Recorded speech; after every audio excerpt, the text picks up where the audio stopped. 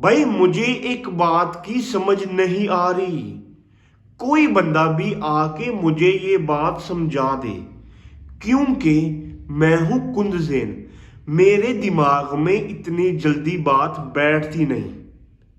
Criticise क्यों करना है, क्यों करना है भाई? हर बात पे क्रिटिसाइज हो रहा होता है भाई। कुछ लोग ऐसे हैं, कुछ लोंडे हैं जो बहन के टके उस बंदे पे हर बात पे क्रिटिसाइज कर रहे होते हैं। अगर बाबर आजम से रन्स बन जाएंगे तो फिर क्रिटिसाइज, अगर रन्स नहीं बनेंगे तो फिर भी क्रिटिसाइज। अगर बाबर आजम रन्स बना देगा ना तो फिर क्या क्रिटिसाइज होगा? जी स्ट्राइक रेट कम है। बाबर आजम से जिम्बाब्वे के अगेंस्ट रन्स नहीं बने, श्रीलंका के अगेंस्ट रन्स नहीं बने, और रात को उस बंदे ने जिम्बाब्वे के अगेंस्ट 74 रन्स बनाया। और क्या बात हो रही है? जी जिम्बाब्वे के अगेंस्ट रन्स बना दिए हैं, किसी टीम के अगेंस्ट तो रन बना दो। मतलब यार, जब उससे रन्स नहीं बने थे ना जिम्बाब्वे के अगेंस्ट या श्रीलंका के अगेंस्ट, तो क्या बातें हो रही थी? जी जिम्बाब्वे के अगेंस्ट तो रन्स बना लो, अगर रन्स बन गए हैं तो किस टीम के अगेंस्ट बना दिए जी, ये हगेड़ी टीमें हैं, मतलब कि बड़ी टीम के अगेंस्ट रन्स बना दो। फिर स्ट्राइक रेट कम है, 143 का उस बंदे का स्ट्राइक रेट है। ठीक है भाई, मैं इस बात को मानता हूं कि चलो यार ठीक है, बाबर आजम ने उस तरह से बैटिंग नहीं करी शुरू में उस बंदे के 50 रन थे मेरे ख्याल से 42 बॉल्स पे, लेकिन अगली 11 बॉलों पे उस बंदे ने 24 रन बनाए। बाबर आजम को स्ट्राइक रोटेट करना चाहिए था, अगर उससे रन नहीं बन रहे थे, बॉले डॉट करने का तुक नहीं बन रहा। क्रिटिसाइज क्या हो रहा जी? बाबर आजम से उस तरह से क्रिकेट नहीं खेली जाती जिस तरह से खेलनी चाहिए, जिस तरह से T20 की डिमांड होती है कि फेयरलेस आके बैटिंग करे, छक्के मारे चौके मारे। वैलिड पॉइंट है, चलो ठीक है। बाबर आजम से रन्स नहीं बनते उस फ्लो से, जिस तरह से T20 में बैटिंग करी जाती है उस तरह से नहीं होती। बट मेरा भाई क्वेश्चन ये है कि अगर बाबर आजम उस तरह से बैटिंग नहीं करता जिस तरह से करनी चाहिए फेयरलेस बैटिंग, क्या दूसरे प्लेयर भाई सब रन बना रहे हैं? क्या उनसे बैटिंग हो रही है फेयरलेस?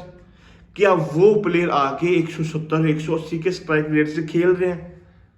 भाई मैं ये बात मानता हूं, ठीक है बाबर आजम से बैटिंग नहीं हो रही उस तरह से जिस तरह से डिमांड होती है, लेकिन क्या दूसरे प्लेयर आके बैटिंग कर रहे हैं? साहबजादा फरहान, फखर जमान, ठीक है वो अब कारण नंबर 5-6 पे आके बैटिंग करके। लेकिन अगर मैं बात कर लूं दूसरे प्लेयरों की, जो प्लेयर खेल रहे होते हैं, लाइक सैम अयूब है, साहबजादा फरहान है, आगा सुलेमान, भाई ये जो प्लेयर हैं लाइक उस्मान खान, क्या ये उस तरह से बैटिंग कर रहे हैं फिर जिस तरह से डिमांड होती है? जब साहबजादा फरहान की फॉर्म लगी हुई थी इंडिया के अगेंस्ट लाइक एशिया कप में, क्या उस बंदे ने तब रन बनाए 150 प्लस स्ट्राइक रेट से, 170 स्ट्राइक रेट से, 180 के स्ट्राइक रेट से? मुझे 2 मैच दिखा दो जहां पे साहबजादा फरहान का स्ट्राइक रेट 180 प्लस का हो। एशिया कप की बात कर रहा हूं मैं, नहीं जी है ही नहीं ना। लेकिन क्रिटिसाइज करना है भाई साहब जस्ट एक प्लेयर पे आपने पिंग डालनी होती है कंटिन्यूसली। नहीं जी उस बंदे से रन नहीं बन रहे जी, ठीक है नहीं बन रहे, अगर उस बंदे ने रन बना दिए तो फिर भी क्रिटिसाइज हो रहा है कि स्ट्राइक रेट अच्छा नहीं है, ये जिम्बाब्वे की टीम है, ये श्रीलंका। भाई एक जुबान पे तो बहन के टको, मतलब आप इस तरह की बातें करते हो भाई कि जो आप बात आके बाद में खुद डिफेंड नहीं कर सकते। मतलब यार आपके स्टैंडर्ड भाई हर प्लेयर के लिए डिफरेंट है। बाबर से आप यही एक्सपेक्ट कर रहे होते हो कि बाबर आजम आके 180 190 के स्ट्राइक रेट से बैटिंग करे। रात को उस बंदे ने 142 या 143 के स्ट्राइक रेट से बैटिंग करी, ठीक है ना।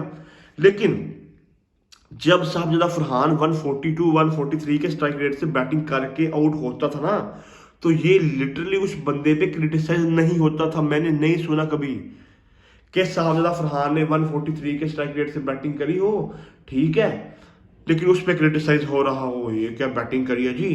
क्या बात होती है, मैं आपको बताता हूँ, जब साहबजादा फरहान या कोई और प्लेयर 143 के स्ट्राइक रेट से बैटिंग करके आउट होता है, बात ये होती है जी, ओए हो साथ वाले प्लेयरों ने कुछ नहीं करा जी, वो आउट होते गए तो साहबजादा फरहान क्या करता। भाई इस तरह की लिटरली बातें होती हैं। मतलब भाई स्टैंडर्ड्स है ना, किसी और प्लेयर के लिए और स्टैंडर्ड, बाबर आजम के लिए भाई और स्टैंडर्ड। मतलब यार बाबर आजम, हम सबको पता है बाबर आजम किस कैलिबर का प्लेयर है, वो इस तरह का प्लेयर है ही नहीं। मैं तो ऑनेस्टली ये बात करता हूं कि बाबर आजम की T20 में जगह नहीं बनती। अगर उस बंदे की टीम में जगह नहीं बनती तो फिर उसके साथ आगा सुलेमान की भी नहीं बनती। फिर अब किसी ऐसे प्लेयर को लेके आओ कि वो प्लेयर आगे हिटिंग करे, फेयरलेस बैटिंग करे। हमारे पास ऑस्ट्रेलियंस प्लेयर हो ना, लाइक ट्रेविस हेड हो, कैमरन ग्रीन, इस तरह के प्लेयर हो ना, जेक फ्रेजर, फिर भाई समझ आती है कि हमारी टीम इंडिया है, ऑस्ट्रेलिया, इंग्लैंड है। भाई बहन के टको, सारे भाई जितने भी प्लेयर्स है ना, वो सारे सेम लाइक बाबर आजम ही है, इस तरह की ही बैटिंग करते हैं। लेकिन नहीं जी, पींग डलनी है तो सिर्फ एक प्लेयर पे पींग डलनी है, वो है बाबर आजम।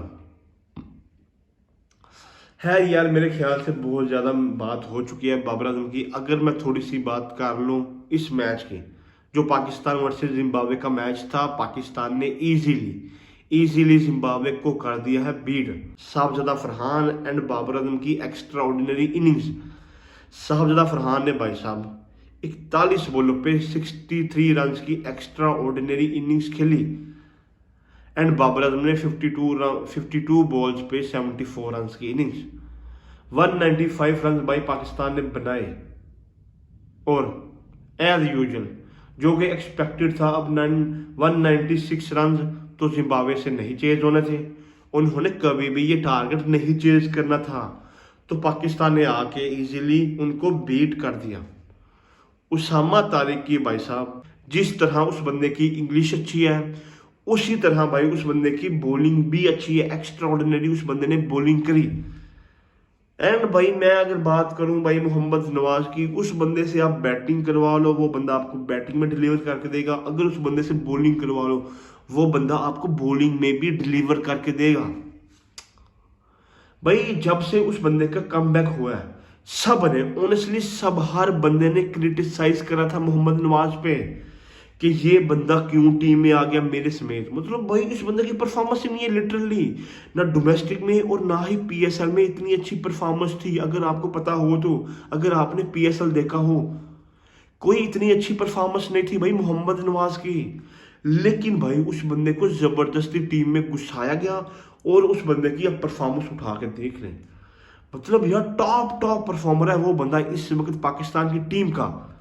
मैं तो ये कहता हूँ जब से उस बंदे का कमबैक हुआ ना, मोहम्मद नवाज भाई टॉप परफॉर्मर है। इससे बेटर प्लेयर दिखा दो मुझे।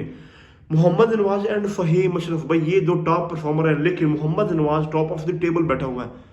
कोई एक प्लेयर हो, बाबर आजम हो गया, आगा सुलेमान हो गया, मोहम्मद लाइक शहीन शाह अफरीदी, और जो प्लेयर है भाई, कोई प्लेयर भी उसके पास को भी नहीं आ रहा मोहम्मद नवाज के परफॉर्मेंस के लिहाज से।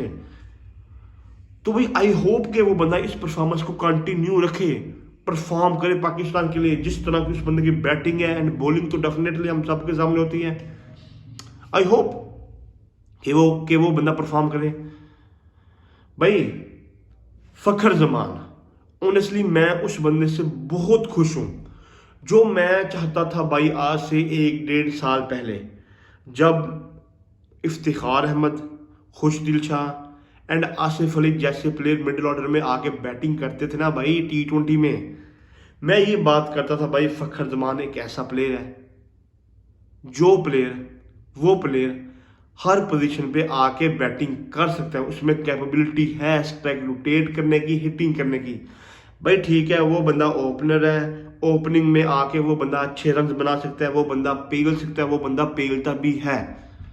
लेकिन जो मेरे ख्याल से पाकिस्तान को नीड थी मिडिल ऑर्डर में, क्योंकि पाकिस्तान का मिडिल ऑर्डर का मसला कभी भी हल नहीं हो रहा था पिछले 10 साल से, जब से अब्दुल रज़ाक एंड शाहिद अफरीदी गए हैं। कोई प्लेयर ऐसा है आके नीचे से हिटिंग करे, हमारे पास कोई प्लेयर था नहीं। भाई फखर जमान को यूज करा गया और उस बंदे ने डिलीवर करा है। मतलब यार यही होता है भाई कि आपकी जरूरत है तो आप नीचे आ सकते हैं, तो वो आ रहा भाई। उसने कहा भी था कि मैं ओपनिंग में रन बना सकता हूँ, अगर मुझे मौका मिलेगा नीचे आने का पाकिस्तान के लिए तो मैं आ जाऊंगा। तो भाई वो बंदा रन बना रहा है। आई होप अब वो बंदा मिडिल ऑर्डर में आ रहा है और हमारा मिडिल ऑर्डर का मसला सॉर्ट हो जाए। अब ये ना हो 2-3 मैचों के बाद या 5-6 मैचों के बाद वो बंदा हगना शुरू कर दे। आई होप भाई कि वो बंदा नीचे से आके रन बनाए, लंबा खेले, पाकिस्तान के लिए परफॉर्म करे।